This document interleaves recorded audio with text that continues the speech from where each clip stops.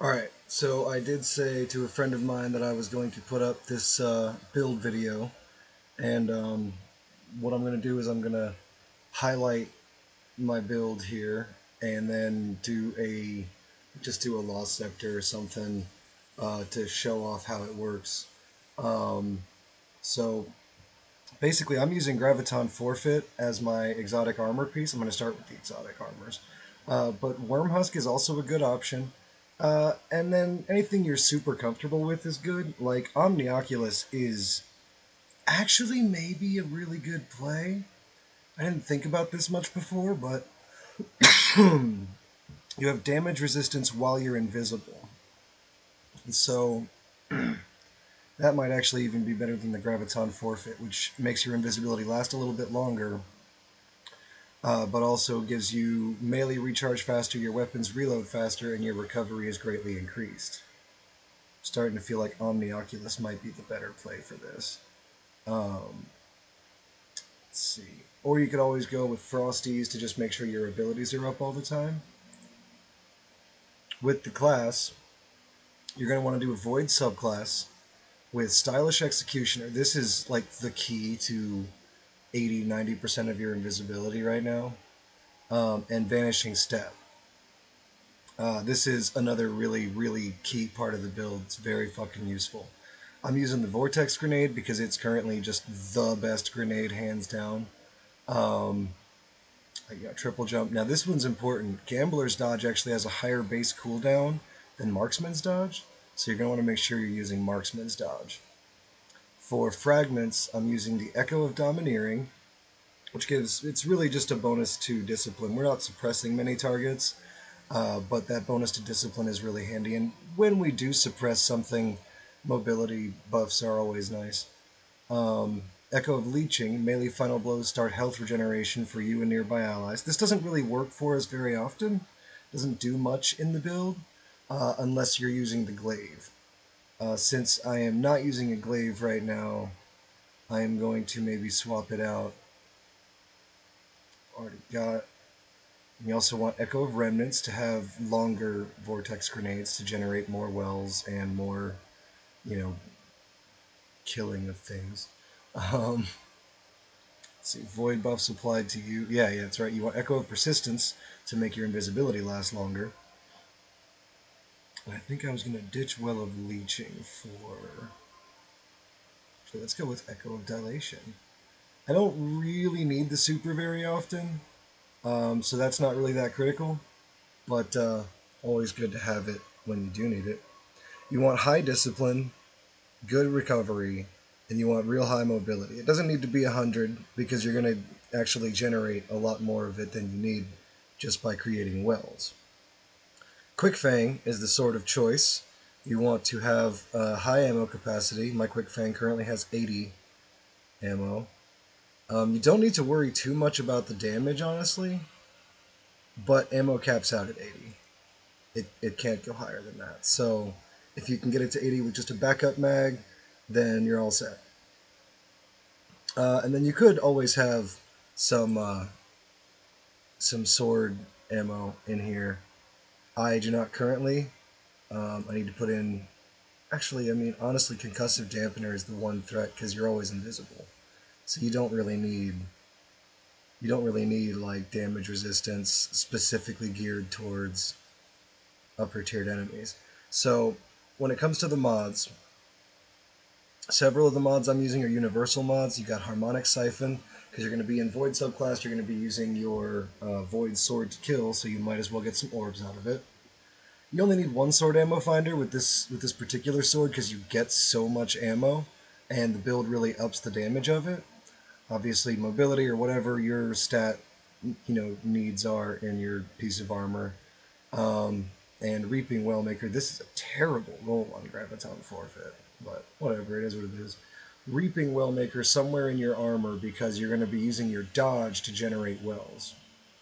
Then you'll want good arms with elemental ordnance and whatever other individual mods you need. Like, I like to use Void here for my arm slot, just because. Let's do that. And just because Void actually has better options for that those center mods there. Like, let's get rid of the deprecated mods. But you can stick in like bolstering detonation, so when you do when you chuck a grenade, you get class ability back, which I might do. I'm gonna maybe look and see how this will affect my stats. Nah, I'm losing way too much mobility on that. What am I gaining really? I'm only going up a tier in resilience with that one. Fuck that. That's a mostly intellect roll. Yeah, I think these are my best gloves right this minute. I did recently swap out that chest. Got more even stats on this one, but I don't think it's quite as good. Anything better in the boots? Not really. I run here a recuperation with a sword scavenger, and you need that recuperation because, well, I mean, you don't really need it, but every other sword kill you get, you can either get a little bit of grenade energy or a little bump of health. I like to go with a little bump of health, and again, that's because we're using Harmonic Siphon, a Void Sword, and a Void subclass. Let's see. Oh, you'll want to have, obviously, I said Elemental Ordnance. You'll want Volatile Flow. That's pretty core to the build. Every time you pick up a Void Well, um, picking up a Void Well grants your Void weapons volatile rounds. So that works on both the sword and whatever Void energy weapon you put here. Or you could put a totally different element there if you want. It doesn't really matter. Your Void sword is the heart of your build. Then you'll want to go with Bountiful Wells if you have it. If you don't, it's not really that big a deal on the Bountiful Wells. You could also slot there the Stasis mod. Let's see. That gives extended duration. Let's see. Elemental time dilation. You could slot that there as well. But I like Bountiful Wells because it gives you more ability energy, and you are all about using your abilities in this build. And then obviously you want Well of Tenacity, right there. And I like to run Lucent Finisher because it's just more heavy ammo, like guaranteed heavy when I need it. And then Overload Grenades are just on there to fill that one slot left. And I guess, in case I run into an overload somewhere.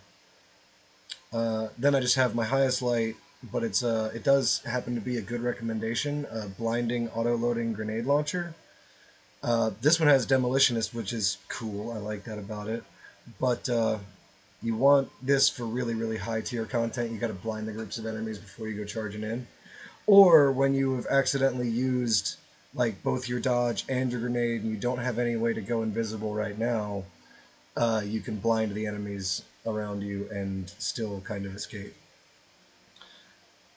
Again, this doesn't really matter. You can use any old weapon, preferably a void one because it'll keep you stealth the whole time you get kills with it. And then Quickfang. So I believe that is pretty much the build. Let's go do something with it. Now, mind you, I was just playing on my Titan, so I can't guarantee I'm all warmed up. But let's see. I want to find I want a place that is like dense enough to actually do some good fighting in.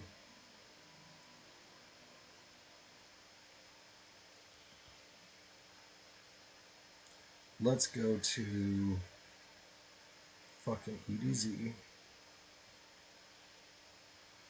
Nah, I'm always doing this one. Alright, I mean, I'm gonna edit future videos, I suppose. But for now, this is what we got.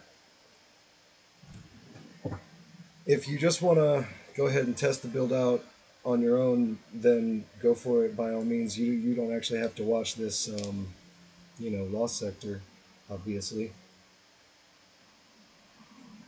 But it will showcase the build's like general play style because you don't want to be constantly striking everything around you.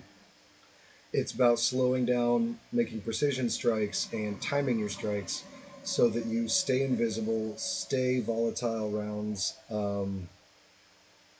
and basically just get to run around pure sorting like everything. I'm gonna go get some sword ammo first.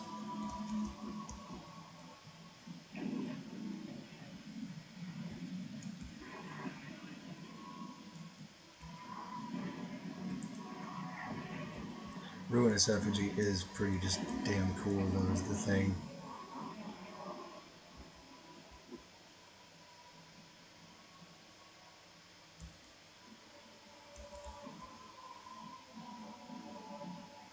Ah, fuck it, we'll get sword ammo on our way.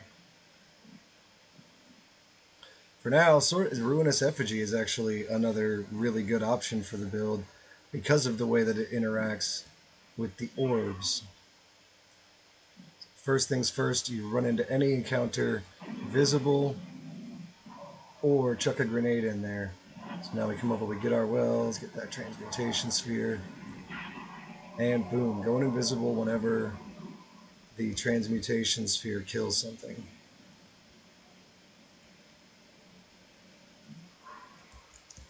Don't let the transmutation sphere kill you, though. Now we have our sword. Oh, I lost the volatile rounds. That's the thing. You have to dodge regularly. You've got to be in practice dodging every time it comes up. If you're going to use it in, difficult shit. Obviously, this lost sector is like not even a thing.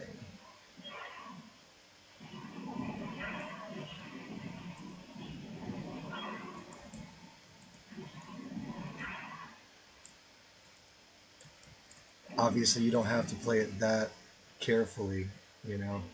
Like, I'm just showcasing how you can stay invisible all of the time.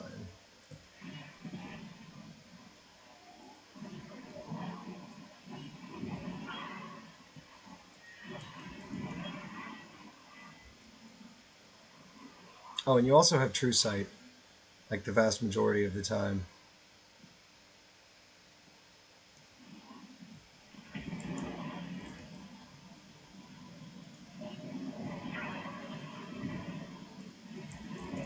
And I'm not playing it like perfectly right now, unfortunately.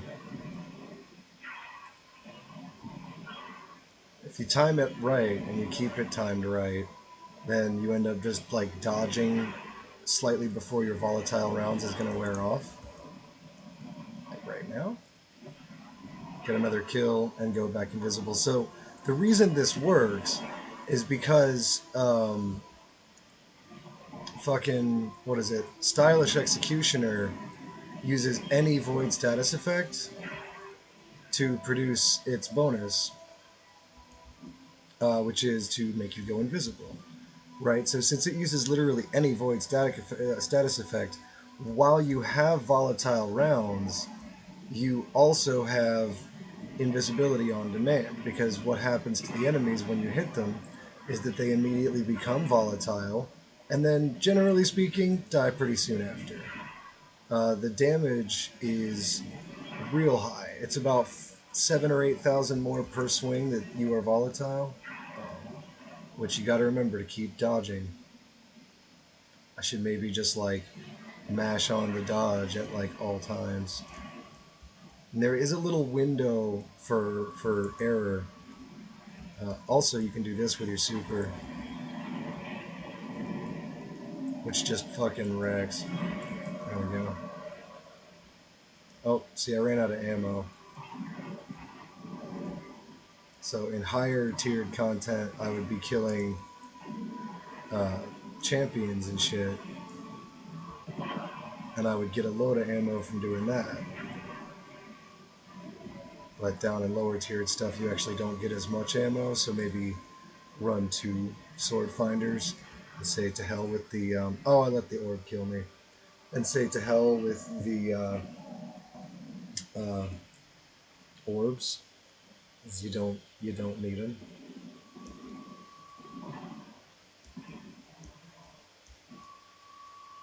Gotta kill that last guy before the door will open. Playing it optimally, though, you get the void wells. Void wells make you volatile. Any void weapon that you have will, from that point on, like explode massive groups of enemies. and simultaneously will make you go invisible every few seconds. Like Stylish Executioner has a 2 to 3 second cooldown. So for 2 to 3 seconds, you are not able to go invisible again immediately, which is why like you can target groups because there's a little grace period of about a second, maybe half a second. I'd say it's probably more like half a second grace period to get another move or action in before the invisibility will wear off as a result of it. Um, but yeah, I mean, if you keep to playing with the dodge up like all the time, run your dodge constantly. Dodge, just like I'm just gonna start mashing on dodge when I use this build. Oh, fucks up my controls a little bit. There we go. Yeah, like we get out, get a grenade kill real quick.